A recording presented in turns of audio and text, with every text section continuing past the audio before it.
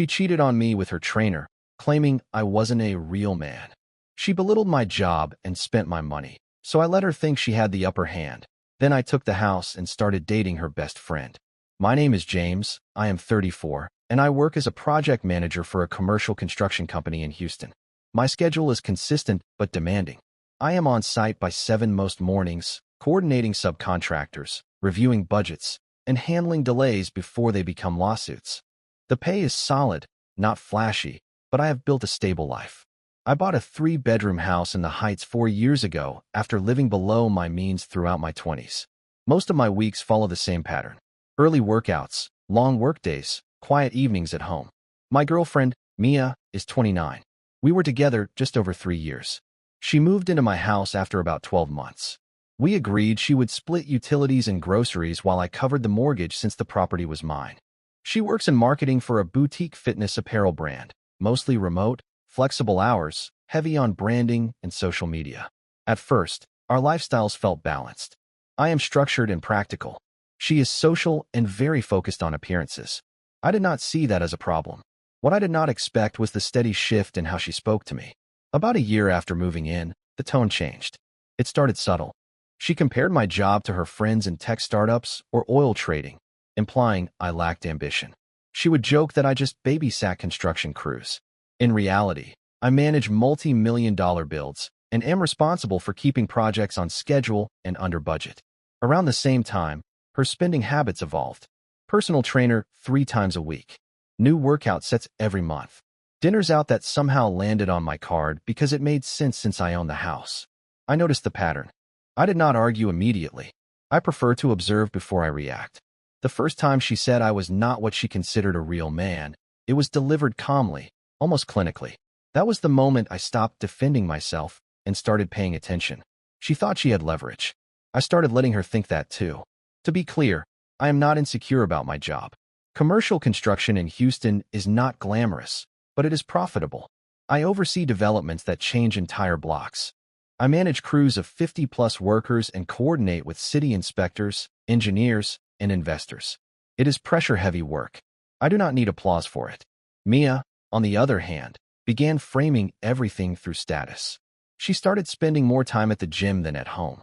Her trainer, Ethan, came up in conversation often. According to her, he was disciplined, driven, alpha. That word started appearing a lot. At first I treated it like background noise. She has always been attracted to confidence. I am not loud. I am steady. But the commentary escalated. She would make pointed remarks about how Ethan owned his own training business and was building a brand. Then she would ask why I had not started my own company yet. I reminded her that I was on track for a senior management role with equity incentives. That did not seem to count. Meanwhile, our finances were quietly shifting further. She stopped transferring her half of utilities on time. There was always a reason. Delayed payment from a client. Unexpected expense.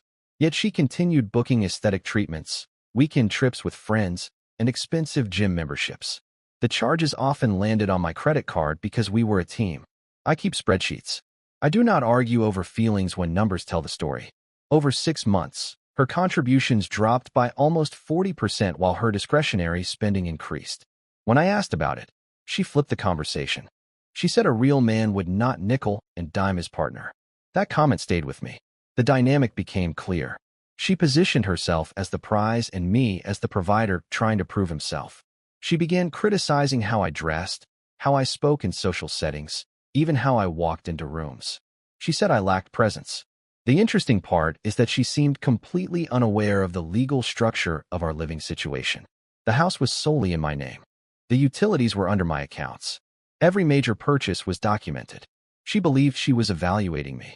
I had already started evaluating her. The shift from criticism to contempt happened gradually, but consistently. Mia stopped asking about my projects unless it was to compare them to someone else's achievements. If I mentioned closing a deal ahead of schedule, she would respond with something like that is nice, but have you thought about scaling? Everything was framed as if I was playing small. At the same time, her attachment to the gym intensified. She began staying later after her training sessions. What used to be an hour became 2, sometimes 3. When I asked why, she said networking. Apparently, the gym community was full of entrepreneurs and high-value men. That phrase again. Ethan's name came up more often. She started quoting his advice at home. He believed men should lead financially and physically. He believed comfort made men soft. It was interesting hearing my girlfriend repeat another man's philosophy in my kitchen while standing on floors I paid for. I did not confront her about Ethan. Not yet. Instead, I adjusted my own behavior. I stopped covering spontaneous expenses. If she suggested dinner, I would say sure and ask her to put it on her card this time. She did not like that. She called it transactional. She also began posting more provocative gym content online. Not inappropriate on its own, but clearly curated for attention. I noticed Ethan liking almost every post within minutes. Patterns matter to me. One Friday evening, she came home later than usual. She said the gym had hosted a small event for members. When I asked who attended, she listed several people but mentioned Ethan last, almost as an afterthought. The timeline she described did not align with the gym's posted closing hours. That was the first factual inconsistency. I did not accuse her. I simply noted it. Over the next few weeks, the inconsistencies increased. Small gaps, delayed responses, showering immediately after coming home, even though she claimed she had already showered at the gym. I am not dramatic. I do not need to invent betrayal. If something is happening, it will reveal itself. And eventually, it did. The confirmation did not come from snooping through her phone or hiring someone to follow her. It came from something simpler. Logistics. One Tuesday afternoon, one of my subcontractors canceled a site inspection last minute. I suddenly had a free window before heading to another project across town. The gym Mia went to is 10 minutes from that site. I decided to stop by, not to cause a scene, just to see. Her car was there. That was expected. What was not expected was the time. It was nearly 3 in the afternoon. Her training sessions were usually scheduled for noon. I went inside, signed in for a day pass, and walked the floor. I did not see her in the main area. The front desk attendant mentioned that personal training sessions were being held in a private studio upstairs for select clients. That was new information. Mia had never mentioned private sessions beyond the standard floor space. I did not march upstairs. I am not interested in spectacle. Instead, I left, sat in my truck, and waited. About 40 minutes later, Mia and Ethan came out together through the side entrance. They were not holding hands. They were not being overtly physical. But proximity tells its own story. Comfortable distance. Private conversation. No rush. She did not see me. That evening, she told me her session ran long because they were discussing her nutrition plan. I asked what time she left the gym. She gave me a time that was 30 minutes earlier than when I had seen her exit. There it was. A clean discrepancy. I did not accuse her of cheating. I simply said I stopped by the gym that afternoon. I watched the color leave her face for half a second before she recovered. She pivoted fast. She said I was being insecure and territorial. She asked why I was monitoring her. I kept my tone level. I repeated the time I saw her leave. I asked why it differed from what she told me. She did not answer directly. Instead, she escalated. That was when she said it clearly. She said Ethan made her feel like she was with a real man. And according to her, I was not one. When she said that, I did not raise my voice. I did not argue about definitions of masculinity. I did not compete with Ethan in theory or ego. I simply asked her to clarify. She doubled down. She said she needed a man who led without being questioned. A man who did not track expenses. A man who inspired her to level up instead of settling into comfort. She said being with me felt safe, but not powerful. She said she had been outgrowing me for months. That was enough information. I told her the relationship was over. Not as a threat. Not as leverage. As a decision. She laughed at first. She thought I was trying to scare her. She asked if I was seriously going to end 3 years over a disagreement. I explained calmly that it was not one disagreement.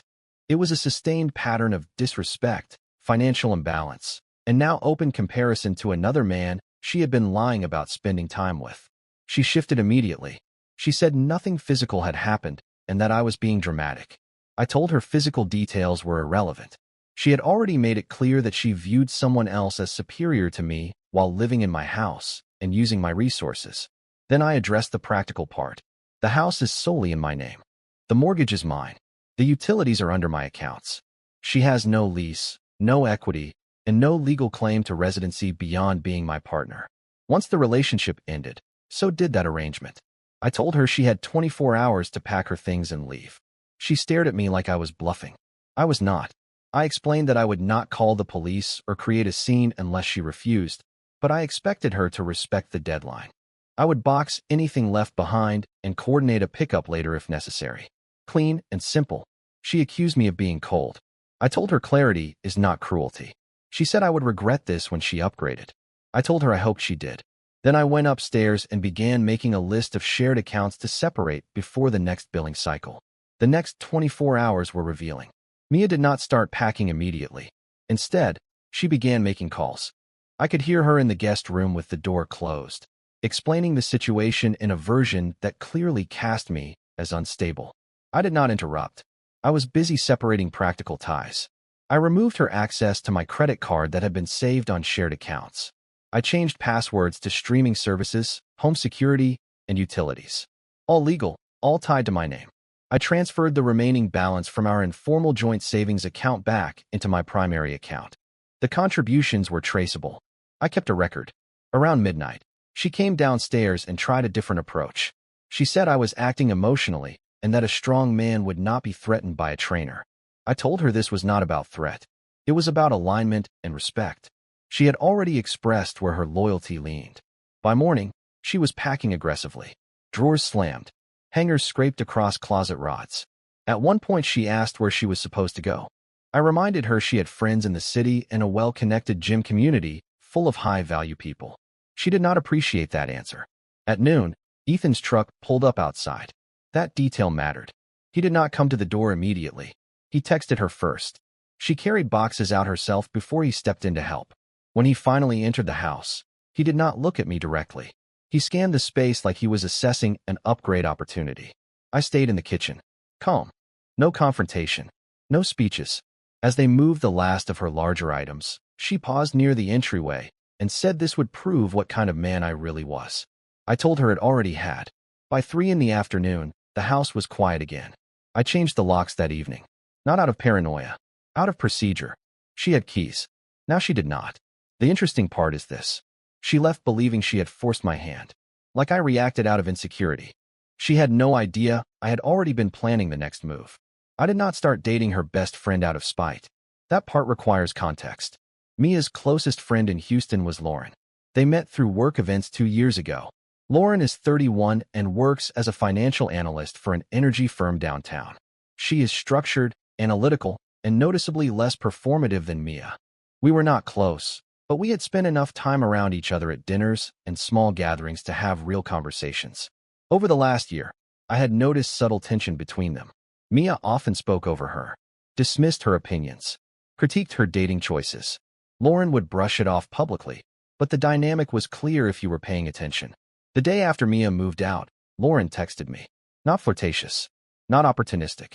She said she heard things ended abruptly and wanted to make sure I was okay. I kept my response factual. I told her it was over due to incompatibility and dishonesty. I did not trash Mia. I did not provide details. Lauren asked if what Mia had implied was true, that I had been controlling and financially manipulative. That was the narrative Mia was circulating. I answered directly. I told her the house was mine prior to the relationship.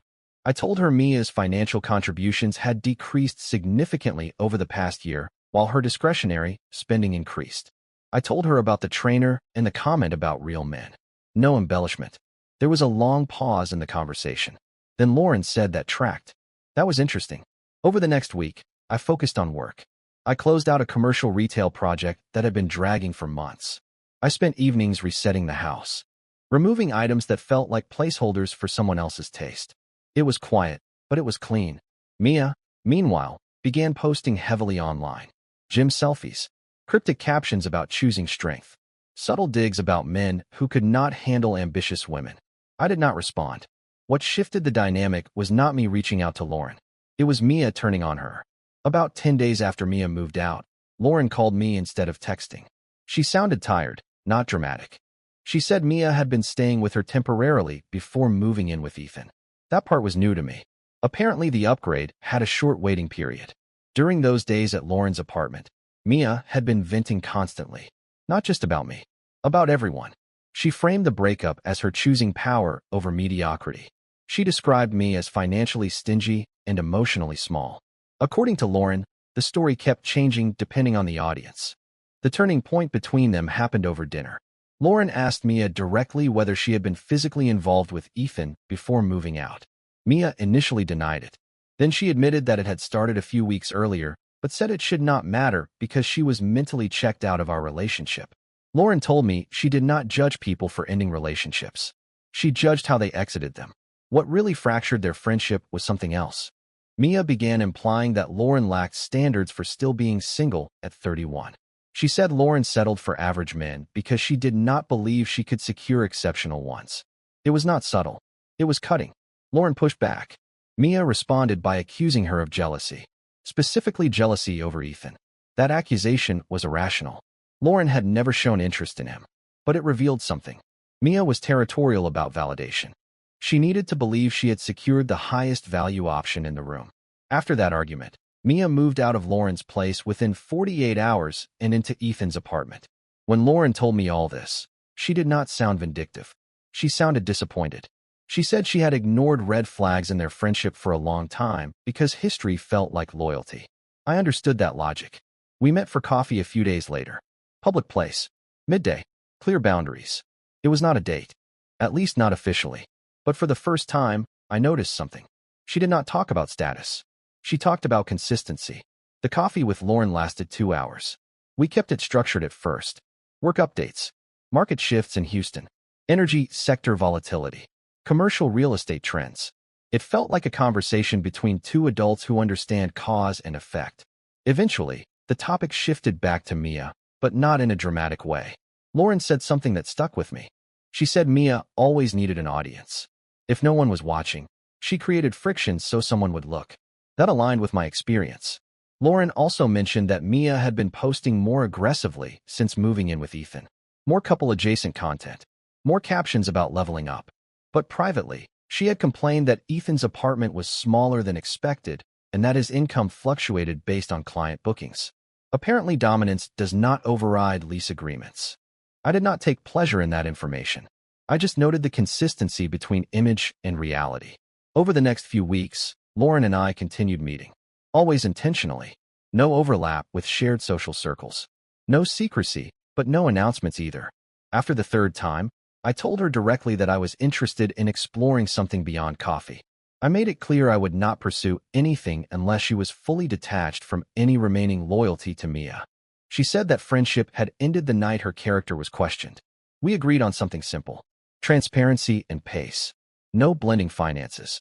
No overnight bags left behind. Two adults choosing to spend time together without theatrics. Word still traveled.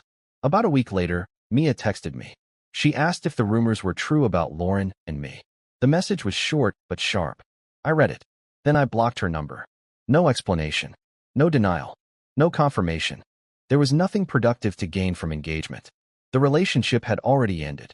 The living arrangement had ended. The financial ties had ended. Access to me ended with them.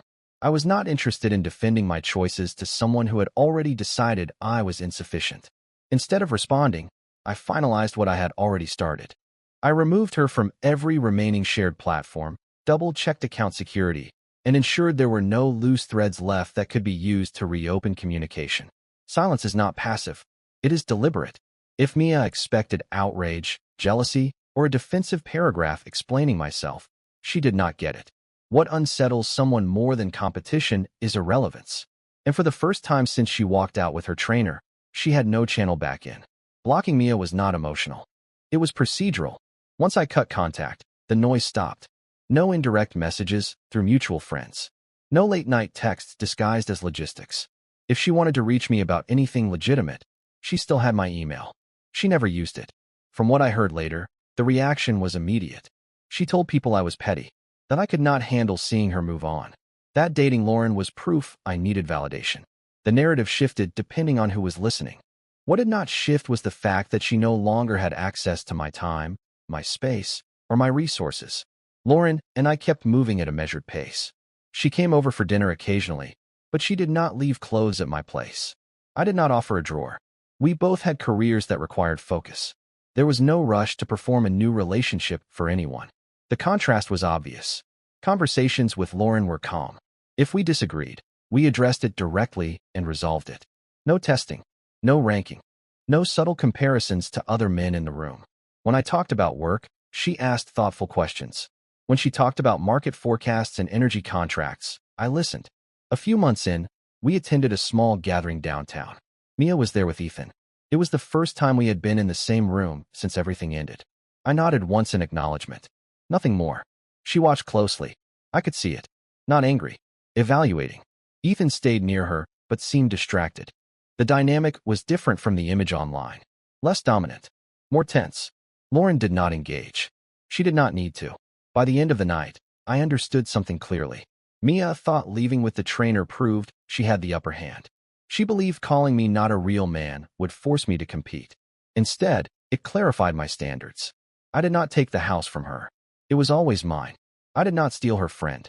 Lauren chose her own direction. All I did was remove myself from a dynamic built on comparison and disrespect. Peace is quieter than validation, and I prefer it that way.